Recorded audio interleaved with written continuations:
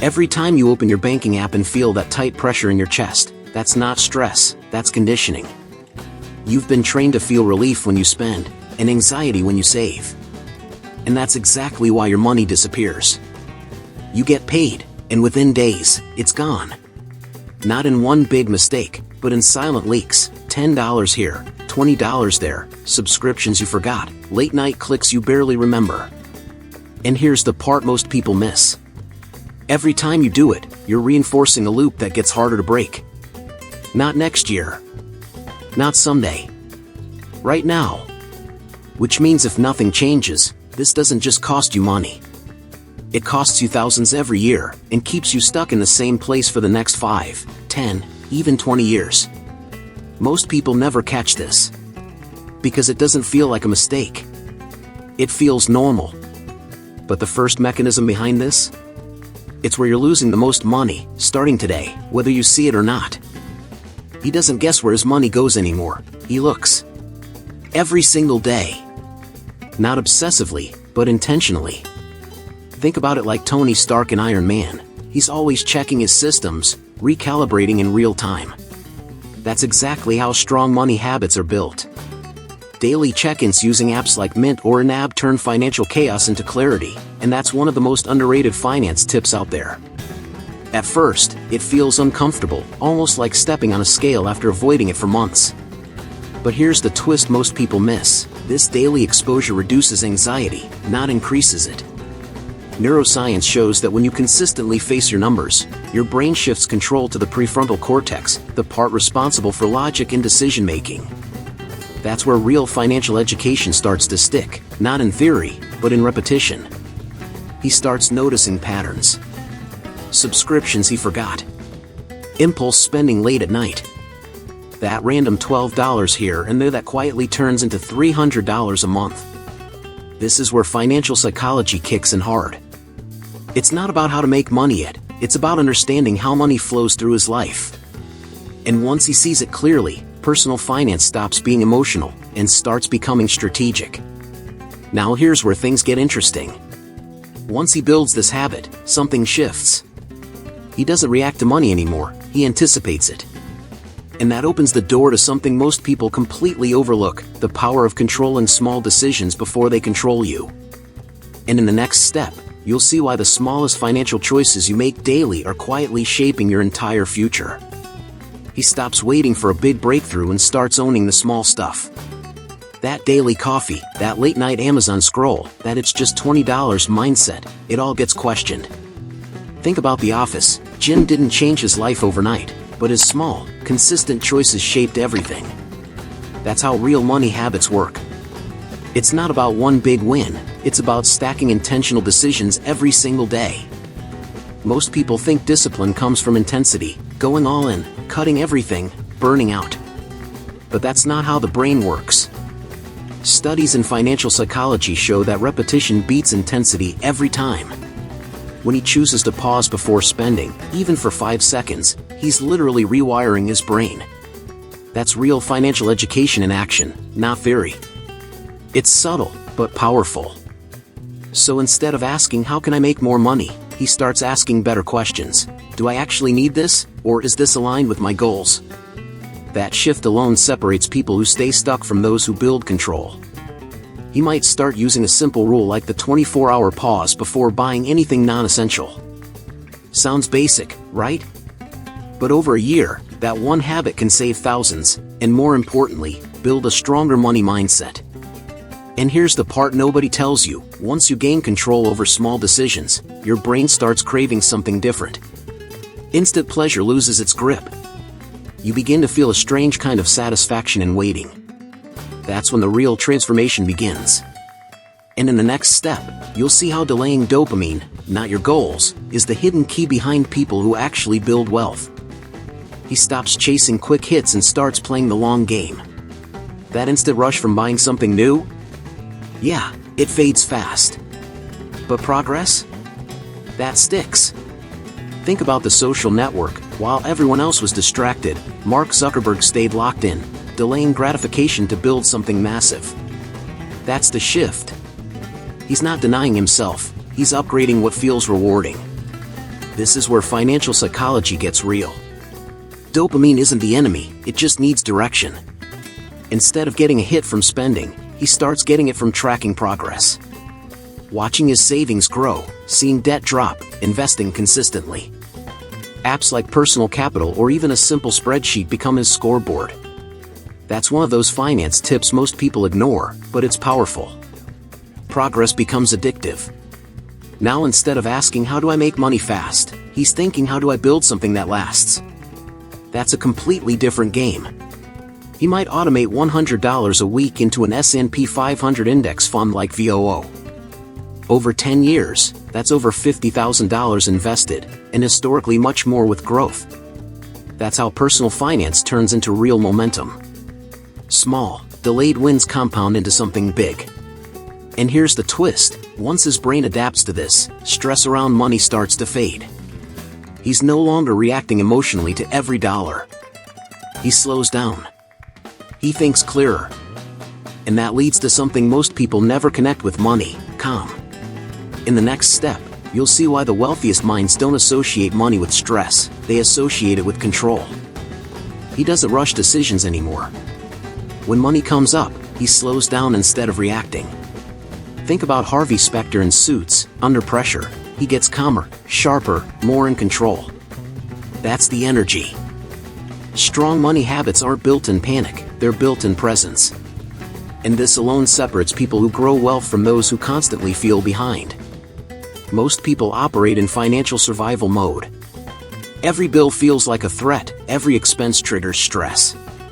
But neuroscience shows something critical. When the nervous system is calm, decision-making improves drastically.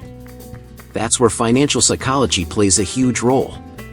He might start doing something simple, pausing for 10 seconds before any financial decision, breathing, and asking, is this moving me forward? Sounds small, but it rewires everything. He begins to treat personal finance like a system, not a crisis. Budgeting becomes weekly, not reactive. He sets money dates every Sunday, reviewing expenses, planning ahead, adjusting. This is real financial education in action. Over time, this reduces impulsive mistakes and builds consistency. It's like in Breaking Bad, except instead of chaos escalating, everything becomes more controlled, more calculated, more intentional. And here's where it flips completely. When money no longer feels like stress, it starts becoming part of his identity. Not in a flashy way, but in a grounded, confident way. He starts seeing himself differently. And in the next step, you'll understand why building a wealth identity comes before making more money, and why most people get this completely backward. He stops saying I'm bad with money and starts seeing himself differently. Not rich yet, not perfect, but in control. Think about Bruce Wayne in The Dark Knight. Before the results, there was identity. Discipline came first, then the outcomes. That's how real money habits are formed. Identity leads, income follows. Most people chase motivation, but motivation fades fast. Identity sticks. When he starts telling himself, I'm someone who tracks my money, invests consistently, and thinks long-term, his brain begins to align with that version. That's straight financial psychology. Studies show behavior change is 2-3x more likely to stick when tied to identity. This is deeper than surface-level finance tips, this is rewiring who he is. So instead of focusing only on how to make money, he focuses on becoming the type of person who naturally attracts and manages it well. He might start small, reading The Psychology of Money by Morgan Housel, following basic personal finance systems, investing consistently in ETFs like VTI. Over time, those actions reinforce the identity. And once that identity locks in, decisions become automatic. Now here's the part most people never see coming. Once identity is solid, he doesn't need constant motivation anymore. He just operates differently by default. And that leads to something powerful, systems. Because in the next step, you'll see why repeating simple systems is what turns discipline into something effortless. He stops chasing new strategies every week and locks into a few simple systems that actually work. Think about Rocky. It wasn't one intense workout that changed everything, it was the repetition, day after day. That's how real money habits are built. Tracking expenses every week, setting a monthly budget, automating investments, Boring on the surface, but insanely powerful over time. Most people underestimate how the brain works. Neural pathways strengthen through repetition, not complexity. That's why simple personal finance systems outperform complicated ones. He might use something basic like a weekly 20-minute review every Sunday, automate 15% of his income into investments, and set clear spending categories. These aren't flashy finance tips, but they're the ones that actually stick. And here's where it compounds. Let's say he invests $300 a month into something like an S&P 500 ETF. Over 20 years, assuming historical average returns, that can grow into over $150,000. That's not luck, that's consistency. That's financial education applied in real life. While others keep restarting, he keeps stacking. That's the difference between knowing and doing. But something deeper starts happening. These systems begin to shape his behavior without effort.